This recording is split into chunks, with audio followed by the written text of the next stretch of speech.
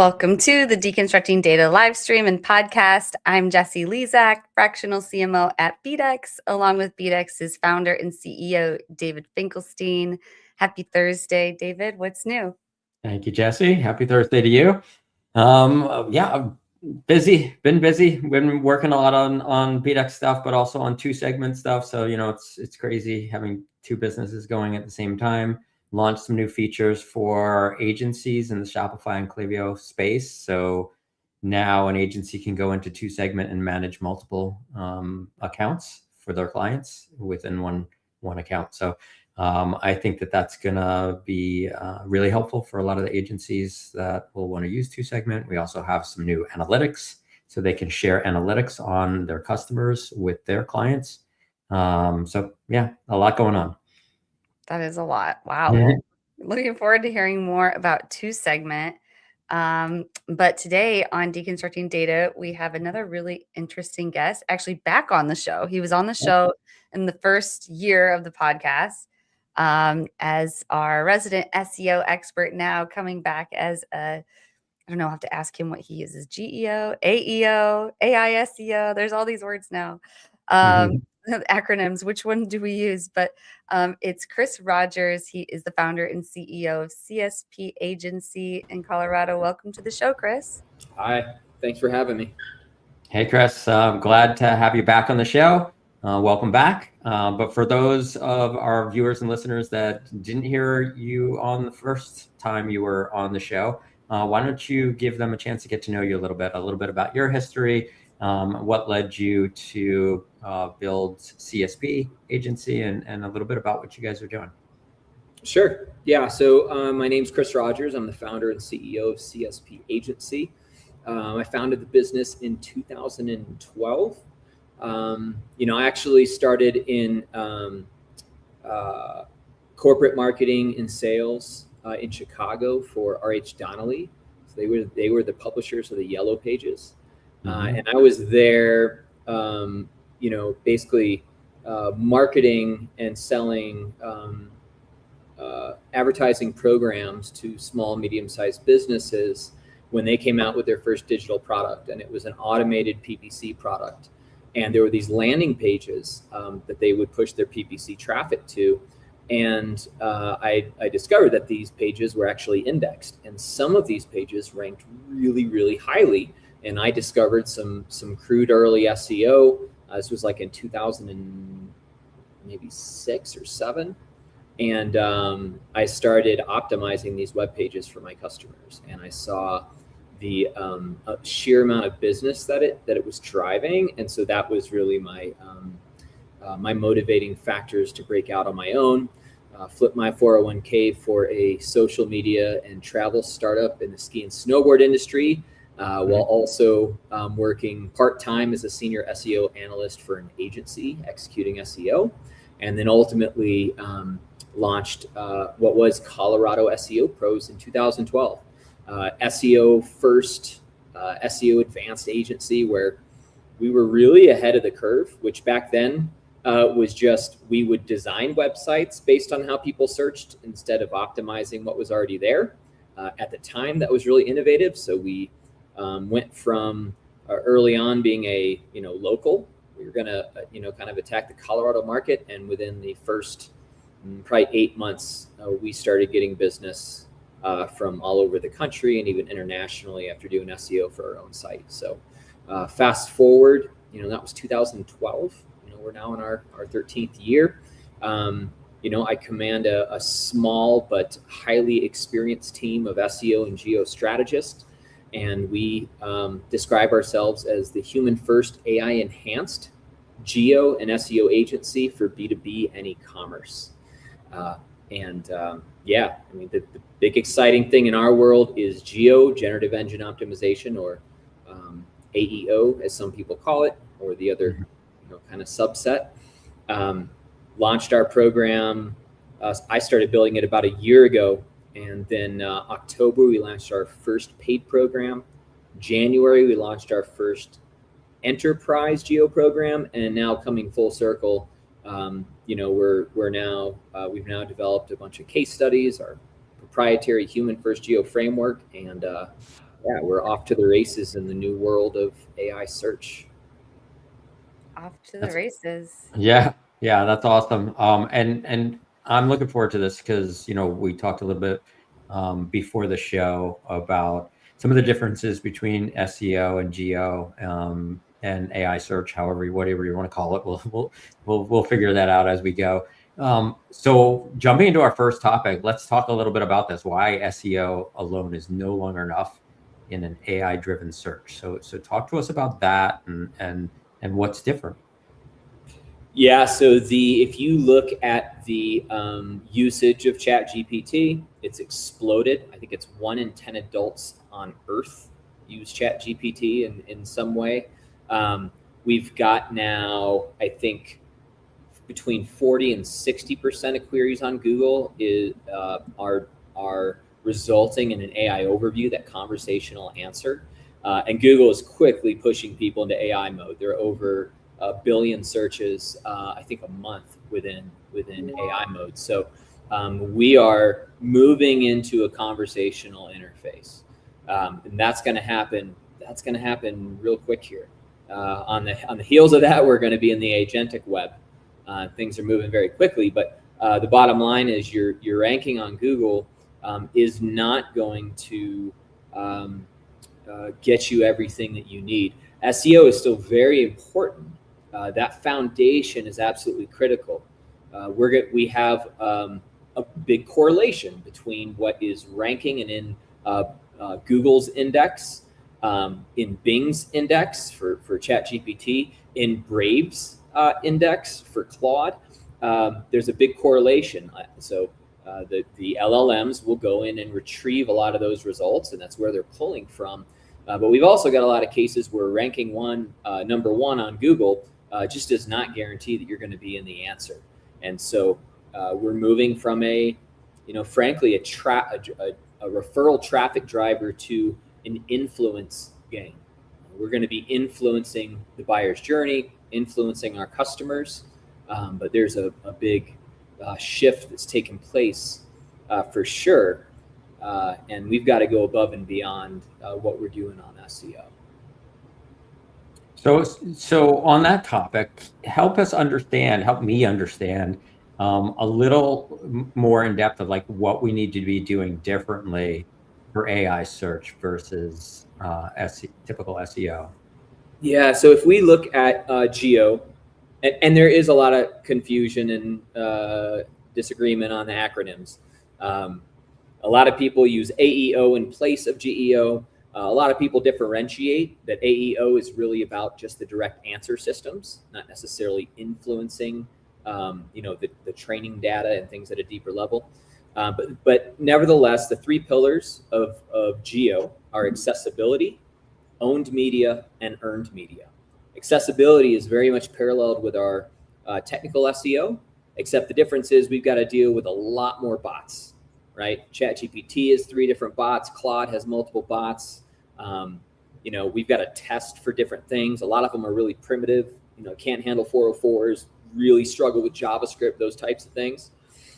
When we look at owned media,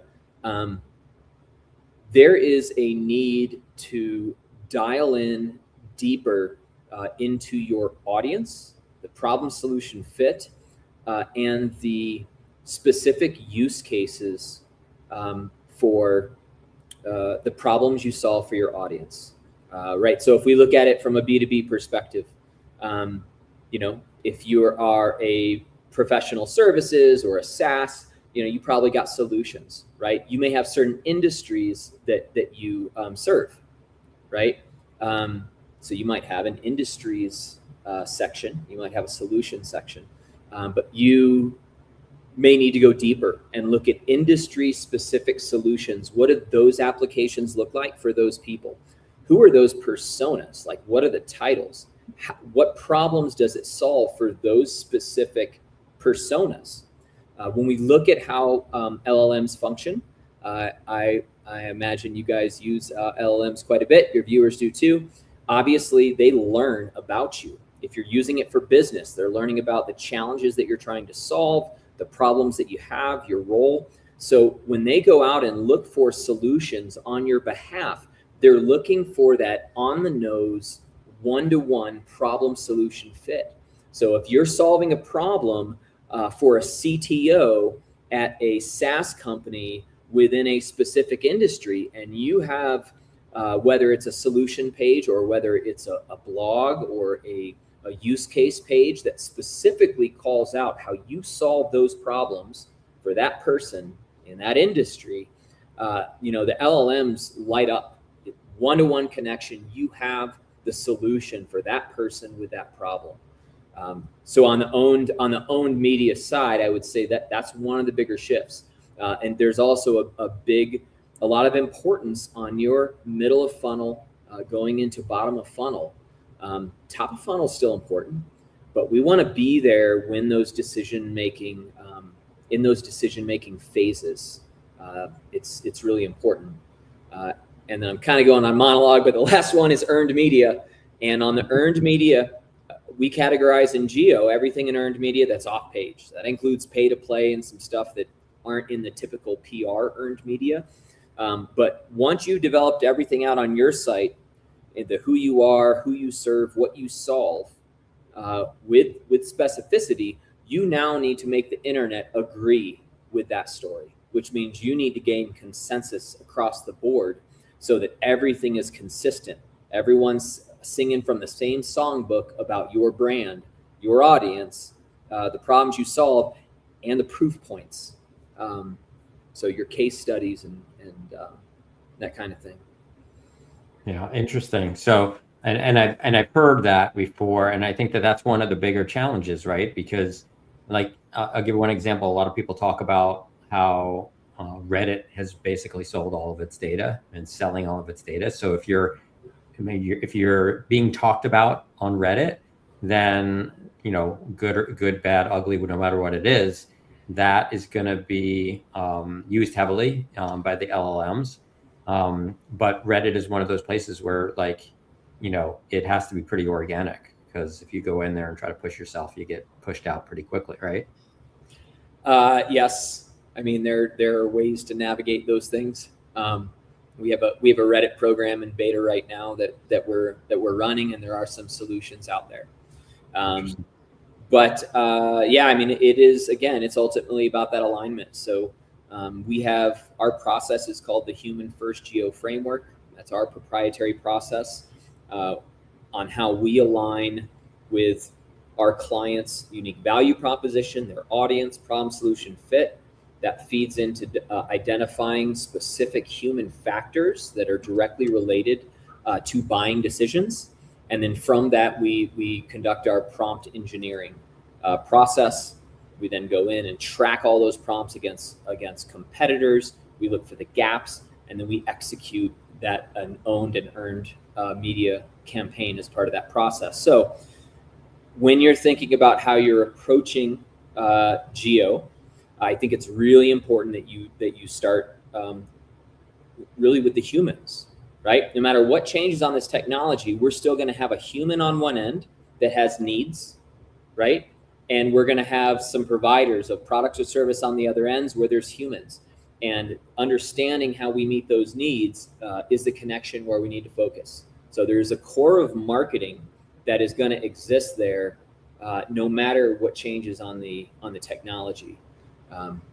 So I think that's really the key, starting with those human problems, where you really win, where you really help people, and then having that be the foundation that you move forth with your own content, earned content, prompt engineering.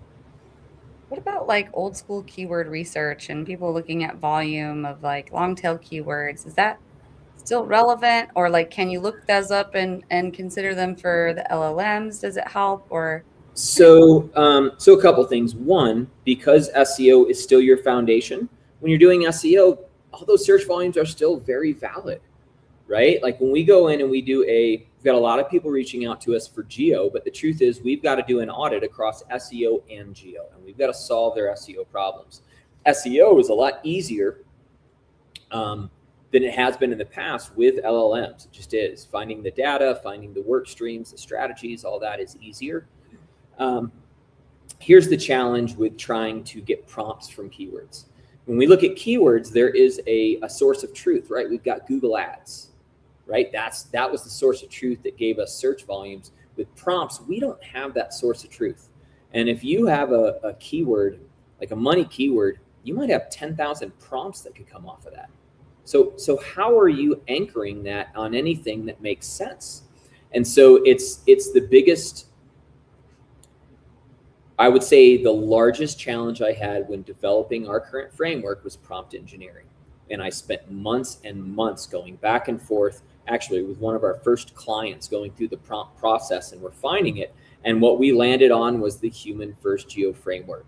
So the foundation is truly within our clients, their customers, the problems they solve, and actual human attributes and things that they have access to in their business intelligence. That is the grounding. So for us, we still use keywords in part of our process. So there is a little bit of like a gut check within there, but I don't think you can just use keywords to try to get prompts. I think it's too messy, too much data, and it's too cost prohibitive to track the number of prompts you would have to track in order to work it from a keyword perspective. Crazy. Yeah, interesting. I think that we kind of touched on the next subject a little bit, but let's jump right into it and dig in deeper. What data and authority signals AI search engines actually use? So we talked a little bit about the earned media and things like that, but can you dig in a little deeper to this one? Yeah, so I mean, there are SEO factors there, right? You being able to have SEO, have a keyword footprint, things that you rank for. There's signals, authority signals that you have in SEO that make a difference, right? The links that you have coming in from different places online, those things still matter. You know, when you get to consistency is a really important thing, right? So really making sure that your message of who you are as a company, who your audience is, your products, solutions, services, and the problems that you solve, and proof points are really important, and having data for that, right? So for a B2B space, like case studies are huge, and being able to tie that back to what you do, right?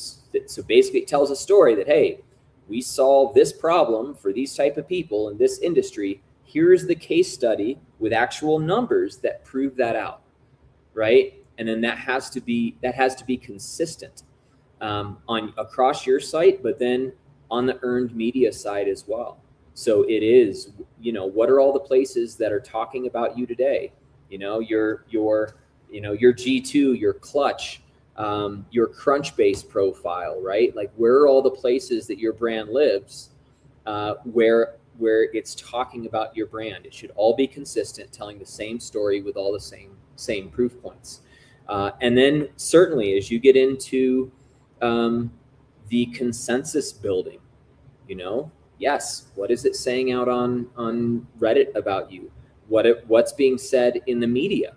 What's being said on all different podcasts about who you are, what you do, who you serve, right? So it is about that consistency, retelling that same story across the broader ecosystem. So those are the signals. So you've got SEO as your core signals, and then you've got consistency and audience, problem, solution, fit alignment on your site, and then consistency across the greater web. And then, you know, ultimately the name of the game is maybe you're out there pushing that earned media, you're pushing that story, that getting that consistency. And then what you want is the feedback loop that happens where now people start promoting it for you, right? You're now creating buzz that is self-replicating, because now people are naturally, organically talking about it on Reddit. You have customers, and there's buzz and, you know, social media that starts getting starts replicating it. I can definitely see that those authority signals adding a lot of value, because I think that was sort of trending on the SEO side anyway.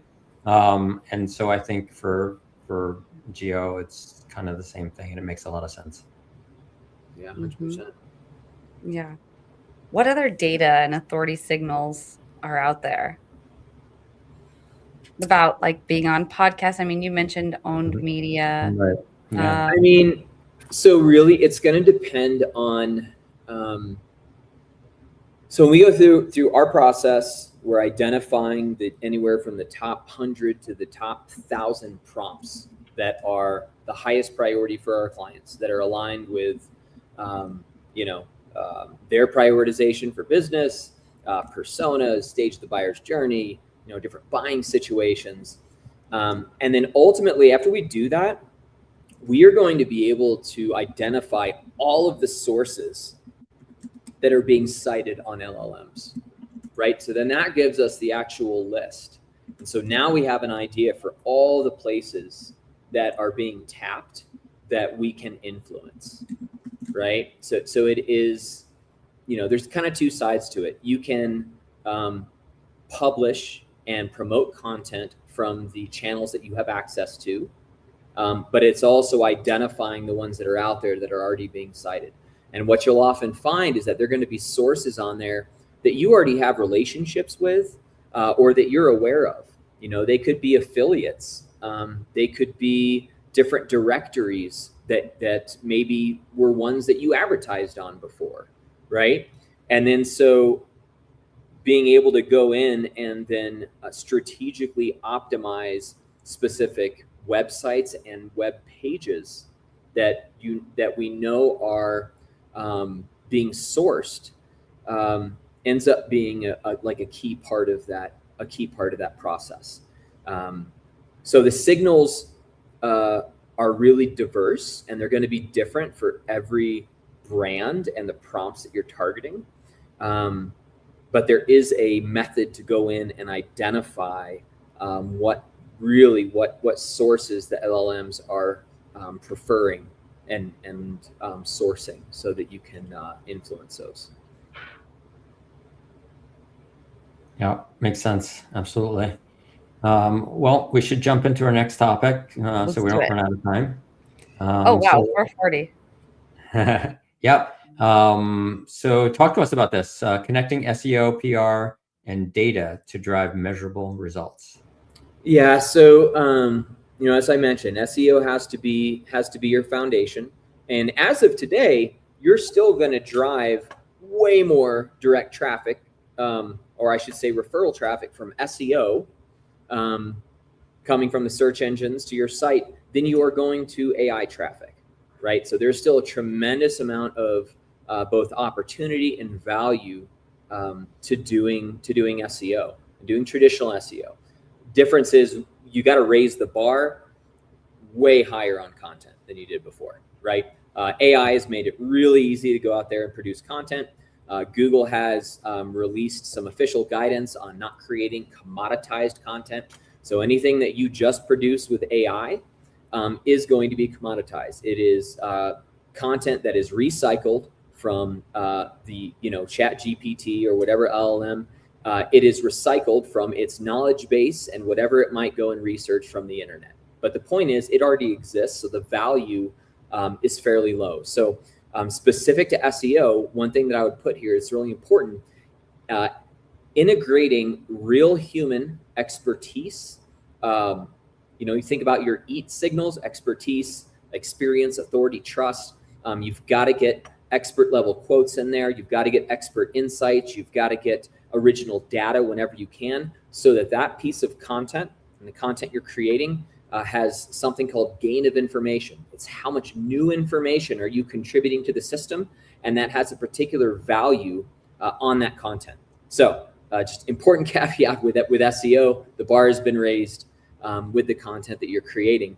When we look at PR, PR is huge. There's going to be a renaissance around PR here because going out and being able to influence authoritative media sites. So we do digital PR on our end as part of our Geo program, and we have different layers of digital PR. So we have really your thought leadership that could be contributed articles, it could be podcast, it could be types of PR where you control the narrative, right? Again, contributed articles, bylines, op-eds, right? And those are the ones that you can most directly align with your geo strategy, with different buying situations, with prompts.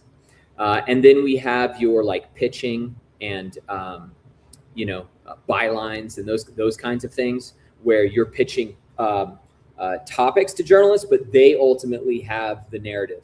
You're still going to get important backlinks and you're going to get brand mentions. So all of that stuff has a really big impact. The important thing for us is that we are closely aligning that strategy with what we're doing on the geo side, right? All goes back to those, the problem solution fit of our client, what that brand is about, who it serves. We now want to replicate that out through earned media.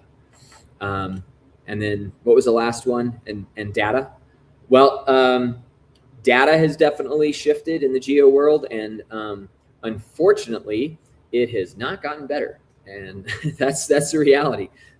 Can we track referral traffic from AI? 100% we can. Can we track revenue from that? Totally, we can. We can track our conversions. We can get direct attribution that way, but only a small percentage of the opportunities that are coming from LLMs are going to come in as referral traffic. And that's because as people go through the buyer's journey within an LLM, within a conversational interface, once they get down to bottom of funnel, it is common that they are then going back to a traditional search engine to do those final searches. So what we would expect to happen is that your actual brand search increases, right? We would expect that your direct traffic potentially would increase. So direct attribution is messy. For geo, we look at share of voice, right? The percentage of brand mentions versus your competitors. We look at your brand mentions and brand mention rates versus competitors. We look at citations, right? The number of times that your content is being cited within sources, all the competitive information, and then AI traffic and AI referral. And then when you get into, like on the B2B side, getting direct qualitative data from sales teams as things go from MQL to SQL, that's really valuable. Getting drop downs in your forms. So we almost have to go a little bit more old school on some of that tracking to get qualitative data to bring in the mix. With e-commerce, having drop downs maybe in your checkout, those kinds of things. I'm hoping we get more data as more of the LLMs roll out advertising. I don't expect a lot more from Google. They I think got burned on SEO, so they're not trying to usher in SEO 2.0 with AI search. They're actually opposite. They're trying to throw SEO off the scent in pretty obvious ways. David's on mute. Okay, sorry about that. Yeah, so one of the things you mentioned in there, well, first of all, it's interesting and poignant to say that all of these things are connected. And so it's really, I think it's important for people to understand that like no one thing, SEO, PR, data, the earned media, like there's no one thing. It's all connected and it's all part of one, what should be sort of your master plan, right? But one thing that I found really interesting, especially since here we are on a podcast, is you said podcast. So I'm curious, are you telling me that the LMs are actually taking these podcasts and converting them into transcripts and getting the content out of them? And that? What I would say is there's certain platforms that get picked up really well. So like YouTube is picked up really well, and it's obviously it's a Google property. So taking your podcasts and aligning them with what you're doing in a geo strategy in terms of the topics, the questions, and then having that published on YouTube. Yes, I think there's a distinct opportunity there. Going a step further, taking that and creating articles based on those podcasts that go on your website, articles that would go in LinkedIn Pulse would also be a great idea. And if you've got the tech stack built out, you're going to track all of these different things and see how they have an impact. Very interesting. Awesome. Thank you. Yeah, definitely. So good. Everyone needs to know this stuff these days. And it's good to know that some of the traditional SEO stuff is still just as important. But in terms of connecting SEO, PR, and data to drive measurable results, do either of you have anything else you want to get into before we move on? If not, I'm going to Um, transition into tech stack. yeah, let's do We it. want to know, what are your new favorite tools in your tech stack, Chris? Yeah, well, I just alluded to one of them, and we have a couple different platforms we use for geo. We use Athena HQ, and we use Noatoa. Those are two. We use SEMrush for SEO. Not a fan for them for AI search, but maybe that'll change in the future. We've partnered very closely with Athena HQ and been able to get a lot of our features that we've requested and things implemented. It's an extremely powerful platform. And then Claude, we've got all types of stuff built out in Claude. So we've really moved in. We're still human first, but I would describe us as that human first AI enhanced. So you can think Sigourney Weaver and Aliens. All of our humans have the crazy exoskeletons when they're operating. Yes. Awesome. Thank you for sharing. Yeah, Athena HQ is not one I had seen, so I'm definitely going to check that out. Yeah, definitely. So those would be, I think that's the main on the tech stack. We've got stuff that we use for design, but we're doing a ton of stuff in Claude these days, and really building out, in terms of skills and workflows and integrating with code, and there's just a ton of things that are possible now. Yeah, definitely. Well, that's great that you're building out with Claude. I think that's just keeping up.